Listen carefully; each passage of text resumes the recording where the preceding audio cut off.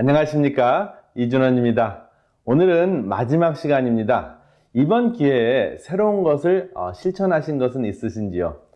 저는 무슨 일이 있어도 충분히 잠을 자고 운동하는 것을 실천해 보았습니다. 확실히 에너지 충전이 잘 됐어요. 첫째 시간에는 우리의 운명은 유전인자가 결정하는 것이 아니고 우리의 선택이 결정한다는 것을 배웠습니다.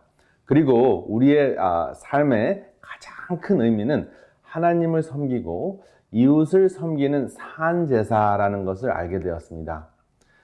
오늘도 건강기별을 통한 복음, 새로 배운 것, 내가 실천할 것, 그리고 이웃에게 나눌 것을 생각하시면서 적용하시면 오늘 강의도 값진 시간이 될 것이라고 생각을 합니다. 오늘 7번째 강의는 내 가족이 암이라면이라는 주제입니다.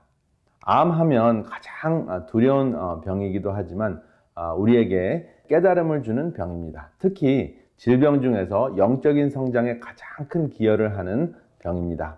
암은 마음의 응어리가 풀리지 않아 몸에 덩어리가 생기는 현상이라고 할 수 있습니다. 그만큼 마음의 상태와 암은 아주 밀접한 관계가 있습니다.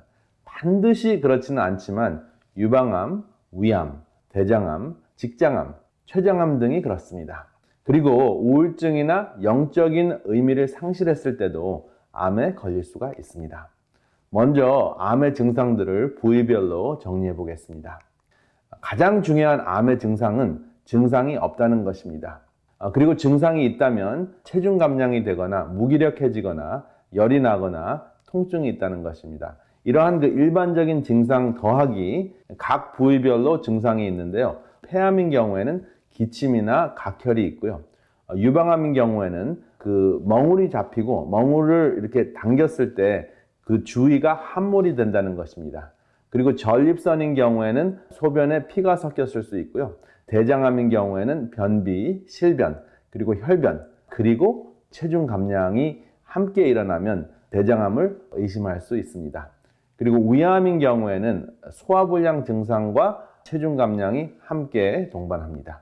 그리고 난소암인 경우에는 복수가 차고 또 체중 감량이 됩니다. 어떤 경우에는 복수의 무게 때문에 몸이 왜소해지지만 체중 감량은 없을 수도 있습니다.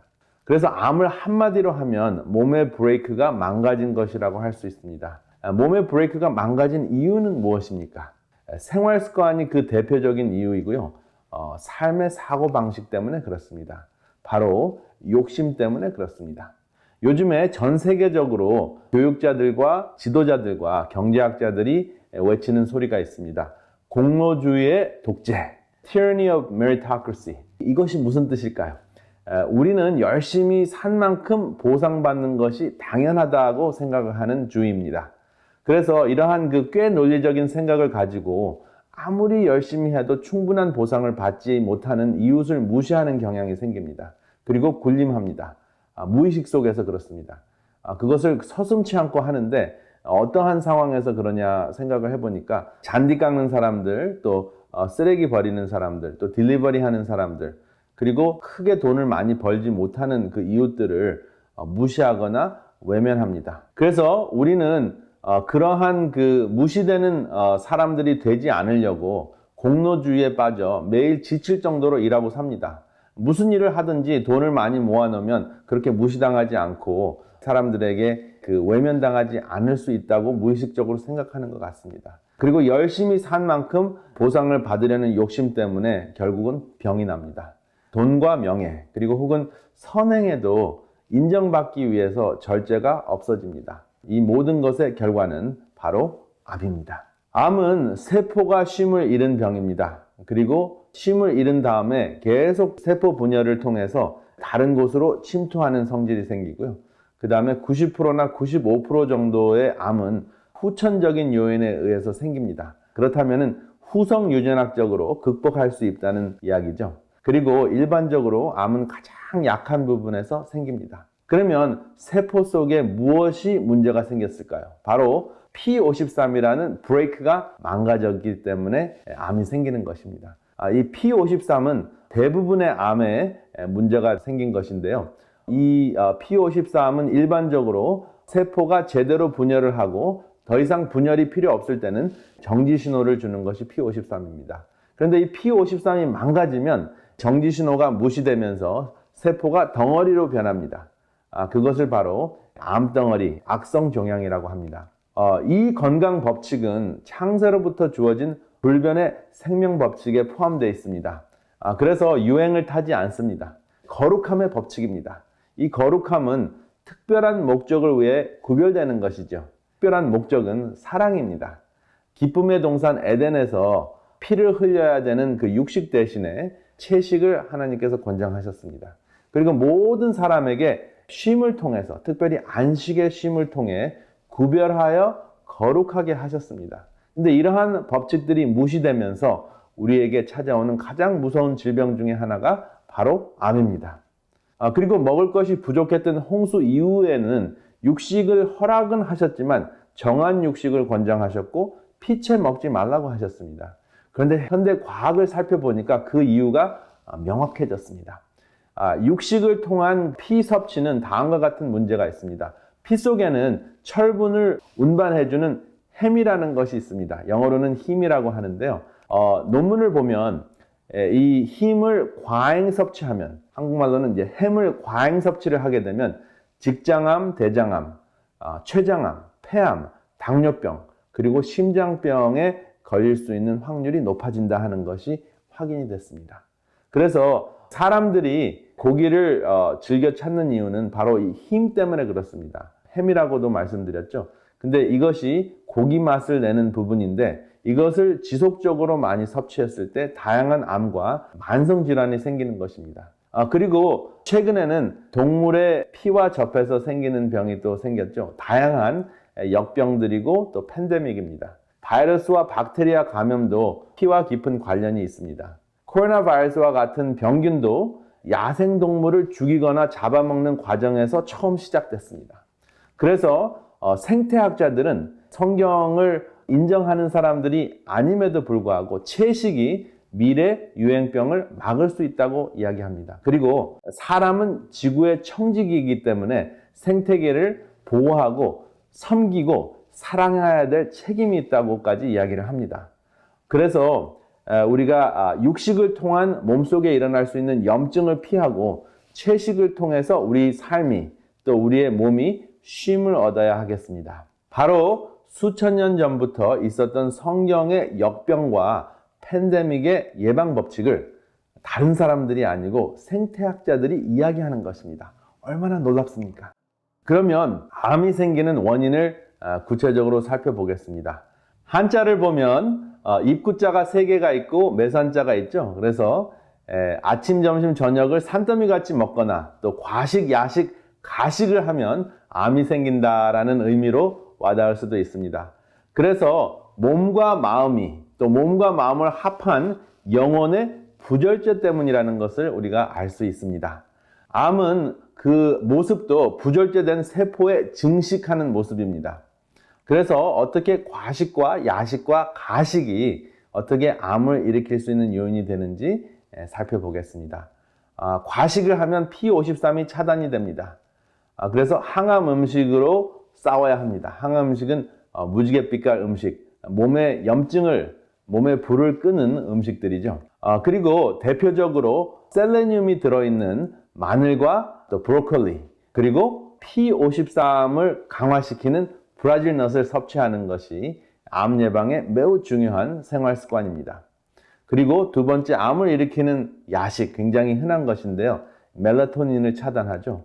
멜라토닌이 차단이 되면 암을 억제하는 안식인자 P53이 망가집니다. 그래서 야식이 생각나면 휴식이 없어 생기는 암세포를 기억해내시기 바랍니다. 그러면 생명적 두려움이 작동하여 야식을 피하게 해줍니다. 그리고 야식의 유혹을 뛰어넘으면 진정한 밤잠을 이룰 수 있고 쉼을 이루실 수 있습니다. 그리고 회복할 수 있는 그러한 기회를 우리 몸에게 줄 수 있습니다. 또한 암을 극복하는 데 매우 중요한 것은 강력한 근육입니다. 그래서 강한 근육이 암세포를 굶긴다 하는 것 기억하시기 바랍니다. 정상세포는 또 소통을 합니다. 정상세포는 50대 50 서로 다리를 놓고 필요한 것을 나누어주는 소통을 하는데 암세포는 세포 증식만 하고 전혀 소통을 하지 않아요. 그런데 암세포 옆에 정상적인 세포를 갖다 놓으면 정상세포가 다리를 놓는데 암세포는 전혀 다리를 놓지 않기 때문에 정상세포가 혼자서 100%의 다리를 놓습니다. 그리고 암세포에게 가장 필요한 P53을 전달해서 암세포를 정상화시킵니다. 얼마나 놀랍습니까? 이것이 가능해지려면 정상세포가 건강해야 합니다. 여기 사진을 통해서 암세포가 정상세포에게 P53을 전달받는 모습입니다. 그러면 정상화되죠. 그래서 암 환자에게는 건강한 사람의 따스함이 또 P53을 전해줍니다. 이렇게 암 환자를 따뜻하게 안아주고 끝까지 지켜주면 암세포도 정상화되는 것도 암 환자가 암을 극복할 수 있는 체험도 종종 합니다. 반면 억지로 선한 척을 하는 것은 암을 가져다 줄 수 있습니다. 가식하는 거죠. 가면을 쓰고 가식을 떠는 것입니다. 여기 굉장히 의미심장한 그림이 있습니다. 제가 종종 보는 그림인데요. 여기는 세 사람이 나타납니다. 시어머니가 있고 며느리가 있고 또 아들이 있는데 모든 사람이 못마땅한데 가식적으로 사는 모습입니다. 중요한 것은 얼굴이 없죠. 시어머니도 못마땅하지만은 표정이 없고 또 며느리는 그냥 죽어 사느라고 표정이 없고 아들은 그 사이에서 스트레스를 받느라고 본인을 잃어버린 상태입니다. 얼굴이라는 것은 정신이라는 뜻이죠. 얼굴이 없다는 것은 영혼이 죽어가고 있다는 것입니다.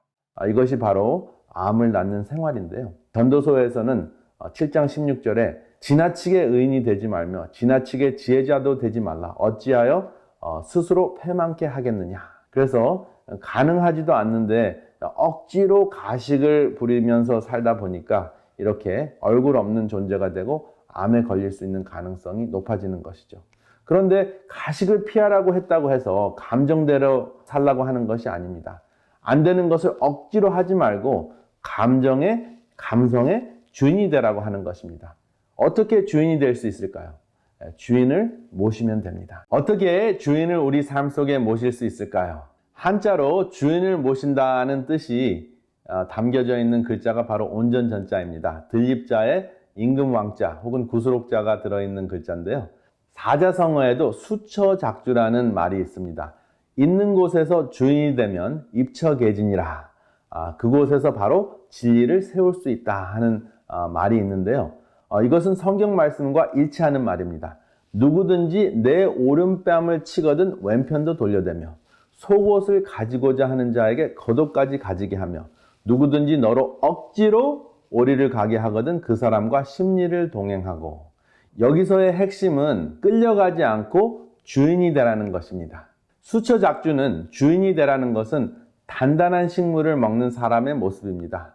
단단한 식물을 먹는 사람은 구원을 보상받기 위해서 신앙생활을 하는 것이 아니라 아버지의 나라를 이루기 위해 마음의 주인을 모시는 것입니다. 바로 이것이 신의 성품에 참여하는 것입니다. 그래서 사도 바울은 악에게 지지 말고 선으로 악을 이기라고 했습니다. 그게 무슨 말일까요? 우리가 힘이 있어서 악을 악으로 이길 수 있을 때도 있습니다. 그런데 악을 무력으로 이기는 순간 우리는 악에게 지는 것이 됩니다. 왜냐하면 우리는 예수 그리스도를 우리의 마음의 주인으로 삼아 하늘 왕국을 예수님과 함께 이루고자 하는 것이 우리의 목적이 아니겠습니까? 그래서 예수님께서는 아버지여 저들을 사하여 주옵소서. 저들이 하는 것을 알지 못하니이다 라고 말씀하시면서 십자가에서 당신의 일을 완성하셨습니다. 창조주께서는 태초로부터 지금까지 거룩함을 통해 우리를 지켜주셨습니다. 병균으로부터 격리하는 것으로부터 시작해서 만성질환에 이르기까지 생명의 법칙은 변함이 없습니다. 바로 그 생명의 법칙은 거룩함에서 오는 것이죠. 특별한 목적을 위해 구별되는 것이 바로 거룩함인데 하나님을 사랑하고 이웃을 사랑하고 나아가서는 생태계를 사랑하는 그 목적 때문에 우리가 구별된 것입니다. 코로나 바이러스가 이번에 특별히 우리에게 그것을 일깨워 주었습니다. 나만 건강하기 위해 유별나게 사는 것이 아니라 하나님을 섬기고 이웃에게 힘을 보태려고 나의 건강을 지키는 것입니다. 이번 기회에 이 거룩함으로의 초청에 응하시는 여러분들과 제가 되시기를 이 시간에 간절히 바랍니다. 감사합니다.